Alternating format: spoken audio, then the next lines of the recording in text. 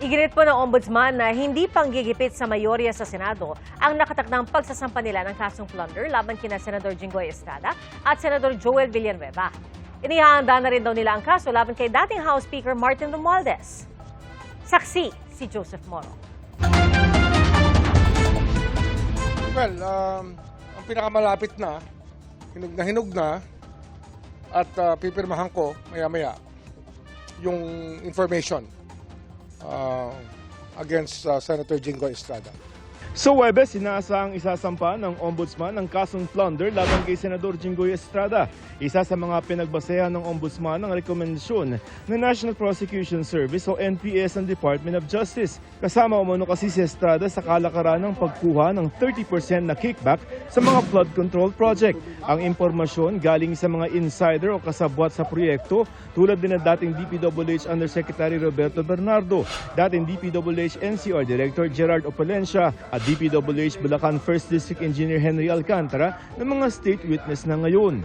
Kumaihahain ng Ombudsman sa Sandigan Bayan ang kaso laban kay Senador Jinggoy Estrada sa Huwebes. Susunod na ang proseso ng paglalabas ng arrest warrant laban sa kanya.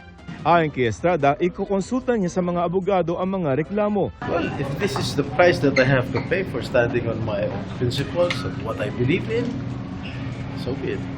Politika para sa tingin mo, sir? Your guess is as good as mine. Tumanggi siya magkomento ng tanungin kung itinuturing niya bang panggigipit ang inihahandang kaso. No comment. Basta ang alam ko, sabi na LBRMO, wala akong insertion. Katulad ng sinasabi nila, ang first Blue Ribbon Hearing Committee, or yung binulgar ni Bryce Fernandez sa House na meron ako insertion. Nagkataon na dito sa LBRMO, wala silang record na ako ay may insertion ganong halaga.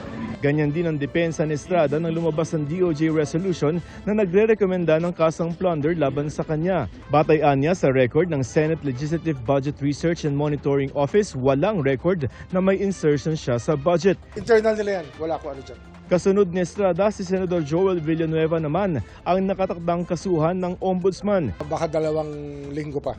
Yan ang isang hinug na rin. Ngunit kinakailangan kasi puliduhin ang gusto yung pagkakalahad ng impormasyon at ng ebidensya na kasama nito. Plunder rin.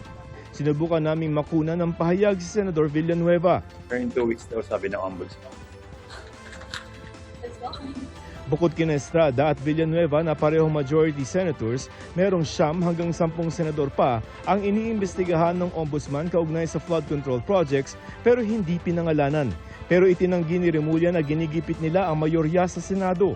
May hinaharap ding reklamo si Majority Senator Rodante Marcoleta pero para sa mga hiwalay na reklamong plunder, indirect bribery at paglabag sa batas laban sa pagtanggap ng mga regalo ng mga pampublikong opisyal.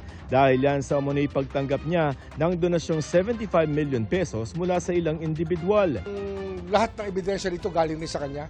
Sa sinasabi niya sa COMELEC, sa mga kanyang pag-amin. Pero sir, hindi sila sinisingle out yung majority? Hindi nyo pinapahirap? Hindi. Ano yan?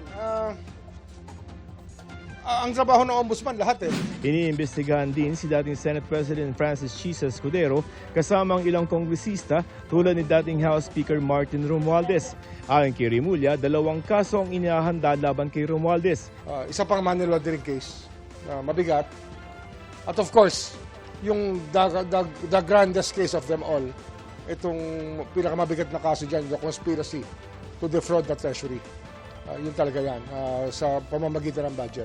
First time to gagawin sa kasaysayan ng Pilipinas na magkakaroon tayo ng ganitong klaseng kaso.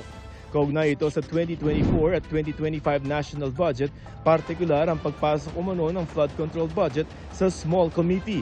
Pero pinahihirapan umano sila ng Committee on Appropriations. Pinapasampina namin yung records sa small committee at the Committee on Appropriations at ayaw nila ibigay. Ang hinahanap mo rito, yung amendments na wala man sa record eh, na yung insert na lang sa loob ng final version ng budget. Wala pang tugon dyan si House Committee on Appropriations Chair Micaela Swansing. Ako si Joseph Morong, ang inyong saksi. Sinisikap din namin makuha ang panig ni dating House Speaker Martin Romualdez kaugnay sa mga inihahandang kaso ng Ombudsman laban sa kanya. Pero dati na pong didepensahan ni Romualdez ang sarili at iginiit, na hindi siya ang mastermind sa issue kaugnay ng budget.